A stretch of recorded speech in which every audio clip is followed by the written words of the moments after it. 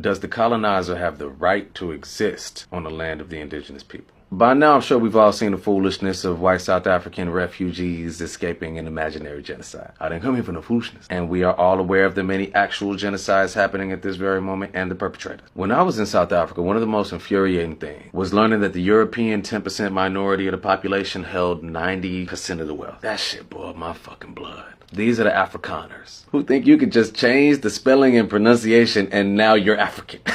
Bitch, you're Dutch. All right, let's look at how they got that 90% of the wealth. Ding, ding, ding, through genocide. From the 1600s on, they've been decimating indigenous populations like the Khoisan, one of the oldest groups of human beings on the planet. 80% were wiped out by the 1800s. Now, what really kicked this moment off is Julius Malema, God bless him, leading 50,000 real South Africans in a stadium singing a protest song from the 80s that goes, "Kill the farmer, brr, pa."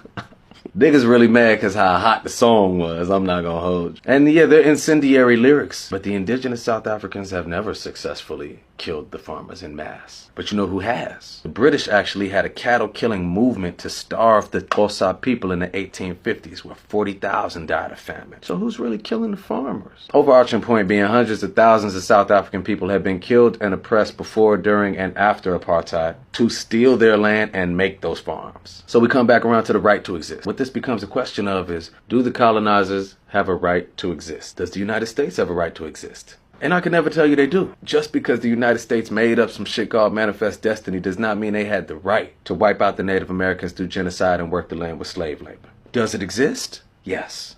And we are dealing in realities right now. So I'm not saying mass murder is the answer, because I always say you can't dismantle the master's house using the master's tools. But one of the master's primary tools is to designate himself as the only one with the right to violence. They didn't acquire the land by righteous means, and so they have no right to determine what methods of resistance are acceptable.